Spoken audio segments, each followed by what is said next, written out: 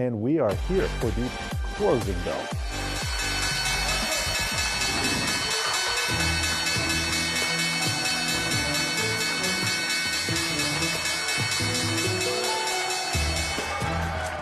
Stocks ending the day in the red as we wrap up the trading action post Fed Chair Jay Powell's presser there. And look at those losses ending at the lows of the day. The Dow off 506 points, S&P off just around 2.5%. NASDAQ, the biggest laggard here in today's action, off just nearly 3.5%. A lot of those rate-sensitive stocks, many of them tied to the tech sector, leading today's sell-off. And the market's really focused on the fact that Fed Chair Jay Powell saying that it is too premature to think about pausing rates, saying that there is still plenty of ground to cover. Ongoing rate increases seem appropriate at this point. So let's talk about what this means for the markets going forward. For that, we want to bring in Sam Stovall. He's CFRA's research chief investment strategist. And we also have Michael Kushma, Morgan Stanley Investment Management Chief Investment Officer, Broad Markets Fixed Income. Sam, let me start with you. I guess just your reaction to what we heard from Fed Chair Jay Powell and the selling that we saw as a result. Well, Seana, I guess I'm not too surprised because the Fed has been telling us for a while that it does not want to make the same mistakes that it did back in the 1970s. It doesn't want to end up pausing or even pivoting before they know that inflation is under control. And we've also seen over the last week several reports, whether it's Q3 GDP, construction spending, or the expectations for Friday's jobs report, that the Fed still is engaged in an uphill battle with inflation. And Michael, we heard from previous analysts, they commented that the markets were just a little bit too enthusiastic about what they thought they were going to hear from Jay Powell. And as we see from the sell-off that we saw today, that seemed to be the case. What is it that they are missing when it comes to this picture right now? Well, I think that Jay Powell said something along these lines in his press conference today. There's three elements to monetary policy: how fast, how high, how long. And we hadn't even gotten to the concluding how fast they were going to go. Only today did he really start talking about, yes, at some point we're talking about slowing down. So not even yet finished with phase one, which then is, well, how high do we have to go? So they're not even clear about how high they have to go. And then they're certainly not clear how long they will have to stay. I did think the emphasis on not wanting to, they want to take into account the long lags on monetary policy does suggest at some point they will slow down because the monetary tightening so far will impact the economy, but it's premature to talk about slowing down yet.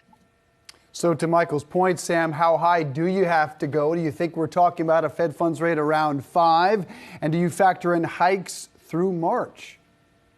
Yeah, Jared, I think we're going to see the Fed funds rate right now. Our target is between 5 and 5.25, and that number itself is suspect to being raised over the coming months. Our belief is that the Fed will raise rates by 75 basis points in December, and then we'll engage in another 50 basis points in the February timeframe. So the Fed's not done yet, and I think it's going to be in the 5s before we hit a terminal rate. Sam, what about the risk then of the Fed going way too far? I know Powell saying at least up until this point, he doesn't think that they've made the mistake of tightening too much. But if in fact we do see another 75 followed by another 50, where does that put us?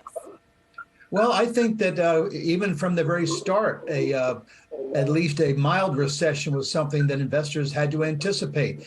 Any time that the year-on-year percent change in headline CPI exceeded 6% going back to the late 1940s, we ended up with a bear market and a recession. That bear market ended up being deeper and lasting longer than average bear markets without recessions. So just the fact that the Fed was already 750 basis points behind the curve, meaning that normally Fed funds rate is higher than that year-on-year CPI number at the start of rate tightening programs, but this time around things were reversed by that 750 basis points.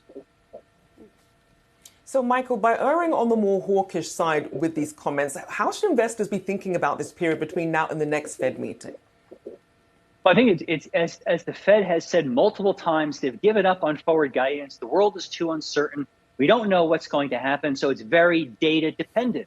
We'll have to see the flow of data. However, in order to be more confident about the disinflationary trajectory, they'll have to see multiple months of improvement. Between now and December, you don't have a lot of time. So even if we get a better inflation print this month and early December before the next Fed meeting, it might well not be enough. It may be enough to keep them at 50, but to go less than it, I think it's not feasible at all. So 50 is sort of the minimum next month. But going forward in 2023, it does become extremely data dependent. And right now, the momentum in the U.S. economy is a bit on the upswing, and job growth is slowing, but at a fairly slow pace, such that the unemployment rate is likely to stay low. So again, the danger, if they prematurely slow the pace of tightening and then move maybe to easing too soon, the economy will just reaccelerate again, and they'll be in a worse position at the end of next year. That's a good point. And Sam, circling back to your